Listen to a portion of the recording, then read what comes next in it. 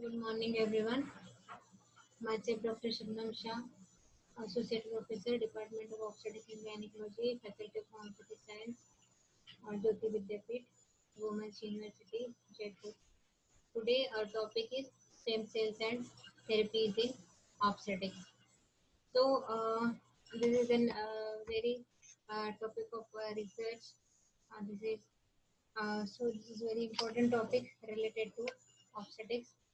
As per academic point of view, this is a small short note anyone can ask, or viva questions can be there. So, reproductive tissues are an important source of stem cells. Stem cells have the potential to be used in field of regenerative medicine. A stem cell has ability to renew itself for a long period. Stem cells having ability to renew itself means basically they are the basic cells, and they are having ability to renew themselves for a long period. So what are the potentials for the use of stem cells in regenerative medicine? So first one is treatment of inherited genetic disorders and treatment of hematological diseases can be done. So because of by using these stem cells, so many diseases, genetic disorders, inherited genetic disorders can be treated, and hematological diseases can be treated.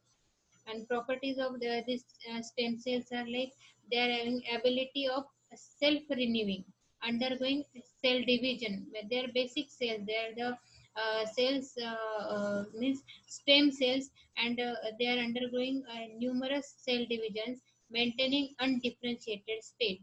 Again, multipotency, capacity to differentiate into mature cell type. They are having capacity to differentiate into mature cell type. So sources of these stem cells, now sources embryonic tissues, inner cell mass. We had already seen in this topic of basic obstetrics like fertilization and embryo. So this is part of embryology also. So inner cell mass of blastocyst and embryo and yolk sac. Uh, these are the sources basically. And again, fetal stem cells, the human fetal hematopoietic stem cells are, they are also called as HFHSC, are the primarily obtained from bone marrow and liver.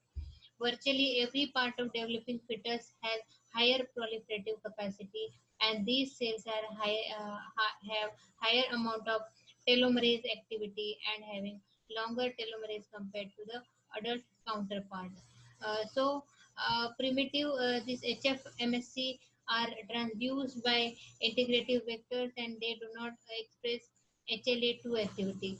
They can be used for ex vivo gene therapy as well as postnatal bone tissue engineering also.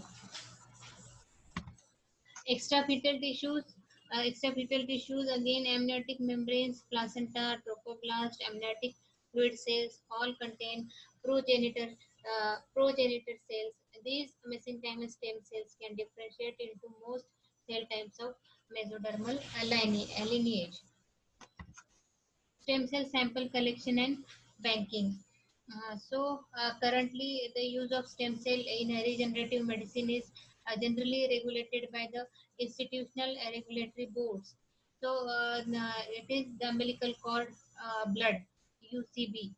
Collection and banking is an established source for this HSC and MSC.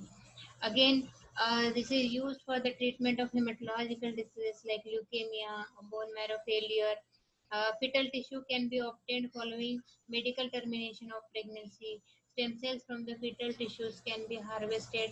Intrauterine transplantation of this HFMSC collected from the liver can be used for the treatment of various hemoglobinopathies like thalassemia, alpha thalassemia, beta thalassemia, sickle cell anemia. In this condition, it can be used.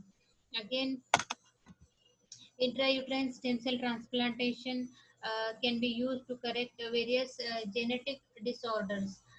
Use of this HFMSC can be explored by the for the diseases that is of mesenchymal origin, like muscular dystrophy, osteogenesis imperfecta. These diseases are treated with this use of HFMSC.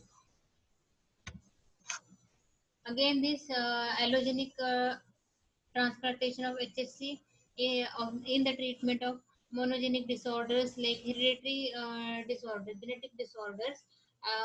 These are having advantages in this monogenic disorder. This allogenic transplantation of HSC is having advantage in monogenic disorders.